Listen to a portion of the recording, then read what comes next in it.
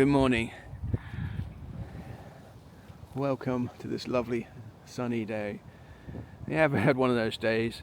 You wake up, stretch, and think, today's the day. I'm going to be wise, calm, and untouchable, like a stoic monk with a side of Jedi Master. And then life happens. Maybe the kettle it breaks right as you're about to make tea.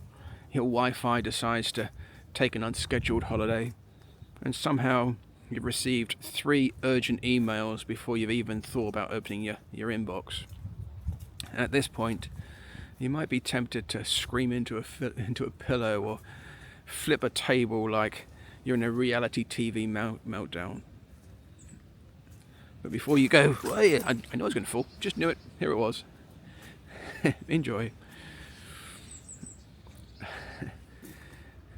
Let's, as I was saying, before you go into full Hulk smash mode, let's talk about a better approach. One that doesn't involve high blood pressure or an existential meltdown. Marcus Aurelius, yeah, you know, that emperor guy from Gladiator, but the real one, he once said, "Don't return to philosophy as a taskmaster, but as patients seek out relief from a treatment for sore eyes, or dressing for a burn, or from an ointment. Regarding it in this way, you obey reason without putting it on display, and rest easy in its care." Let's try and understand that. Philosophy is not a to-do list, not another homework assignment designed to ruin your evening. It's the mental version of that magic ointment your grandma used for everything. So let's talk about how to use it before you spiral into a stress-fueled monologue worthy of a Shakespeare tragedy. Let's look at a scenario. Let's say you wake up in a good mood, you're feeling positive, you're in control, you're practically radiating inner peace, and then, boom, people. Someone sends you a passive-aggressive email. Someone is walking just a little too slowly in front of you. Somehow, someone dares to say, "Have you tried not being stressed?" And you seriously consider launching them into space. This is the moment where philosophy is supposed to help. Ouch. But let's be honest, in that moment, you don't feel like a philosopher, you feel like Gollum losing that one ring. The thing is, Marcus Aurelius was dealing with the exact same problems. Okay, maybe not the email or slow walkers, but he did have to deal with politicians, whiny citizens, and people who probably stole his parking spot with their chariots. And his advice: external things aren't the problem. Your opinions about them, that's the problem. So let's Jedi mind trick ourselves out of the situation. Let's try and ignore my hair going all over the place. Let's reframe it. Is this person actually ruining your day, or are you just letting them? Just like my hair, is it ruining my day, or am I going to let it? Do you know what? Let it go. Kind of zoom out.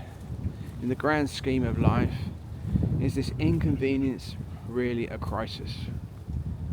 Be smugly wise. That's a good idea, isn't it? That's one thing they always say. Be smugly wise. Can you handle this so well that you mentally feel like Gandalf shutting down Balrog, telling it, "You shall not pass. My peace of mind, you shall not pass." Imagine yourself in The Lord of the Rings. Life is throwing goblins, trolls, and all sorts of other stuff at you.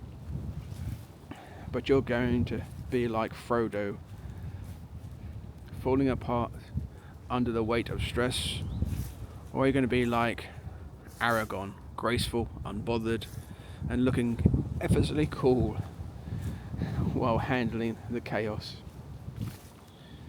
Aragorn doesn't panic when facing an orc army. He doesn't scream, "Why is this happening to me?" Nope. He sighs, adjusts his sword, and gets on with it. And that's the goal. Gonna read some Askfirmations out now, and I'll make a short on them for you to follow and save. Because like your brain is like Google. It'll find answers to whatever questions you ask it. So instead of asking why is life so unfair, try something that forces your mind to find better answers. Try these. Why do I handle challenges so easily? Why do I always find solutions instead of stressing? Why is it so easy for me to let go of frustrations? Why does my patience grow stronger every day? Why do I instantaneously find humour in stressful situations? Why do setbacks only make me wiser? Why am I the kind of person who stays positive under pressure? You know, your brain will try and answer the questions you give it. So give it something empowering to work with. So what have we learned? Apart from you slip in muddy fields if you're not careful. Yeah, philosophy is your mental first aid kit, really. Use it before you're in crisis mode. Life is basically one long ridiculous film. Might as well play the role of the wise, unbothered protagonist. Just gonna enjoy this view. Beautiful. Everything is just a series of events. It's your interpretation that decides whether it's a comedy or a tragedy, or in this case, beauty. And if all else fails, you slip on the mud. Just imagine Marcus Aurelius sitting next to you, watching you stress over minor inconveniences, sighing deeply and muttering, "Mate, just breathe." If you enjoyed this literal ramble,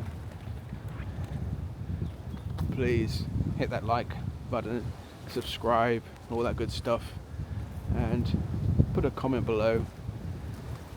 Even if a comment of like, "That hair is ridiculous," or "I enjoyed you slipping over the mud, why can't you do it again, please?" I'm all for it. And I love you. Take care.